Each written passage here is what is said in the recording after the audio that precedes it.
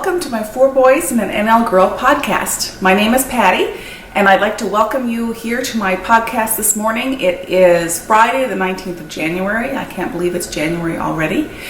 I would like to welcome anybody who is coming back for the first, second, or third time to my podcast. Welcome. Thanks so much for coming back and spending some time with me.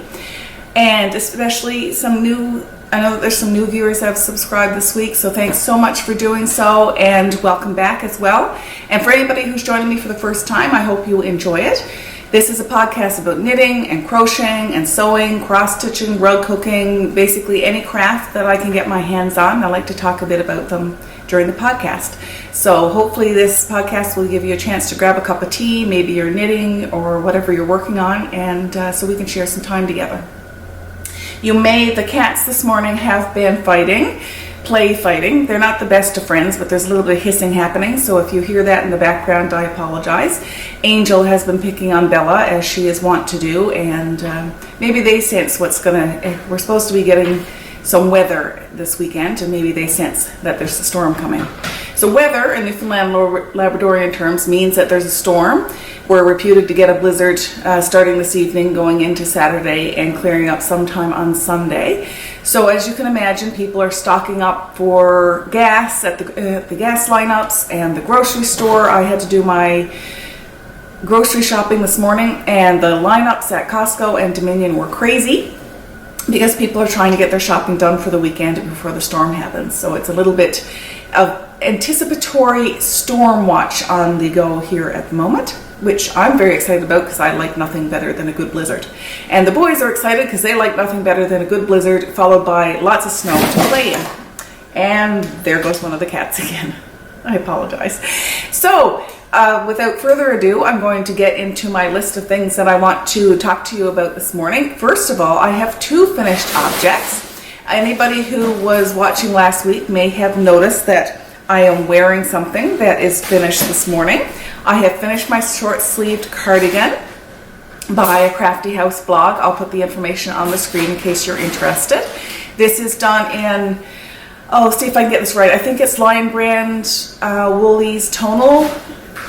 I'm not sure about that though. I haven't got I forgot to bring the wool tag with me, so I will put that on the screen as well. So this is the finished product. Hopefully you're going to be able to see it a little bit in the back, the front. I have a little shawl pin that I'm holding it together with right now. It does have 3 buttonholes, but I don't think I'm going to be using the lower 2 buttonholes. And I think what I'm going to do is get a nice big button or clasp to use here, because I like having this slightly done up, but I like the rest of it opening free. And I don't know if you can see or not, but the camera will focus in on that. Along the edge and bottom, forgive my nails, they're horrible this morning. The edge and bottom is a nice seed stitch border. So this was a really fun knit. I think I mentioned last week that they're knit on size 11 US, which I think is an 8mm needle, which is quite large for me. I also knit on metal needles, which aren't necessarily my favorite. However, I enjoy wearing this sweater so much. I'm considering another bulky knit, and I'm looking at Joji Locatelli's, I think it's the bulky grandpa cardigan. Again, I'll put it on the screen. And so I'm thinking about maybe knitting something like that. I can't remember what the needle size is used for that particular sweater, but I'm really enjoying wearing this one. I'm super impressed with how the acrylic mixed with wool feels on. It's really comfortable. And I almost always have a sweater on. I usually wear store-bought. I know, terrible for a knitter, but I usually wear store-bought cotton or acrylic sweaters because I find wool sweaters quite warm. And so this one, because it is wool, I think it's an 80%, 80-20 mix, I think, of acrylic and wool.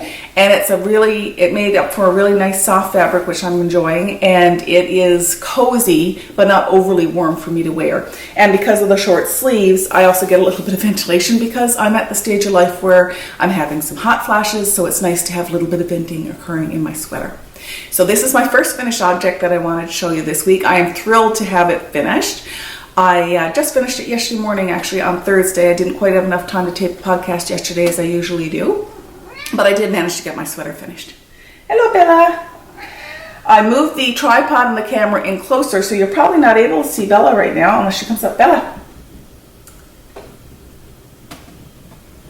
There she is. Hi, Bells. She says, I'm trying to get away from my nasty sister. Hello. Okay, so my next finished object that I want to show you is I've used the Hue Loco pattern and made another little project bag. I've put a little key ring or a scissor. Maybe somebody can put a pair of scissors. I'm actually giving this to a friend of mine. So maybe she can attach a pair of scissors or something to the back of the ring pull. I put in so that's the fabric that I chose. I put in a turquoise zipper because I thought it went well with the turquoisey blue flowers in this fabric here. And then inside is the same fabric as is on the bottom of the bag. So this is a project bag, a little bit of a late holiday present for a friend of mine.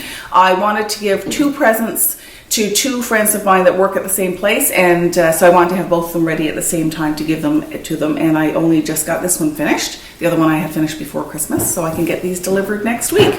And then I think that's the end of my Christmas deliveries, but I still have plans to make other things that are, I guess, are kind of belated Christmas, holiday, winter knitting. I find that if for a lot of people that we give presents to now, their kids are grown up and older, so if their presents are later, they're quite, I guess I'm quite fortunate in that they're very understanding that Patty often gives late presents and they're okay with that. So I've got a little bit more knitting to do of presents I'm going to be giving out throughout the year, and I'm looking forward to that. So I'm going to get into I guess some works in progress that I have on the go right now, and then some future knitting that I'm looking at doing.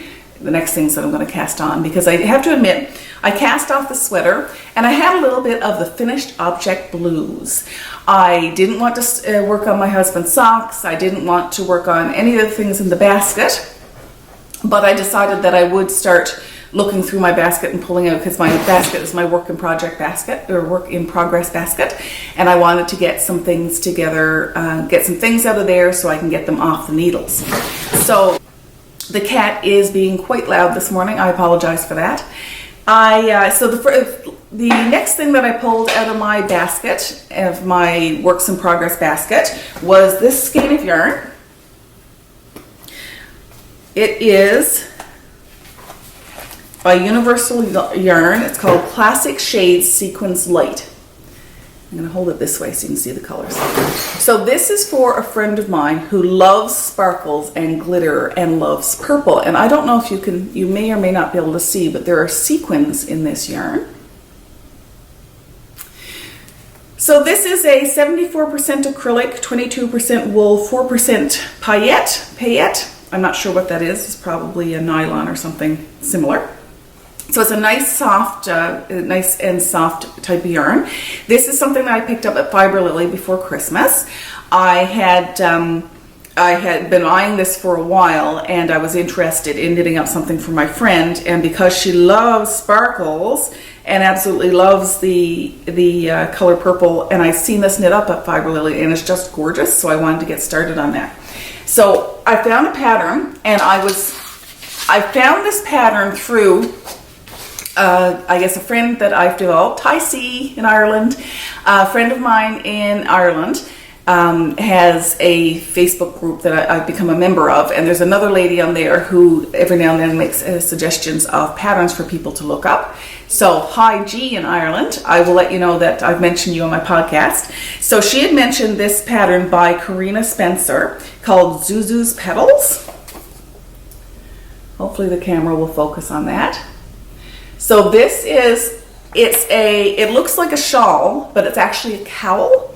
And I thought this would be great for somebody because my friend isn't necessarily a shawl wearer, but I think would love the look of a shawl. And then if it's a cowl, it doesn't have the same issues of either holding it together with a pin or knowing how to wrap it around your neck. So I am really looking forward to starting this. The only thing, I have a pair of needles.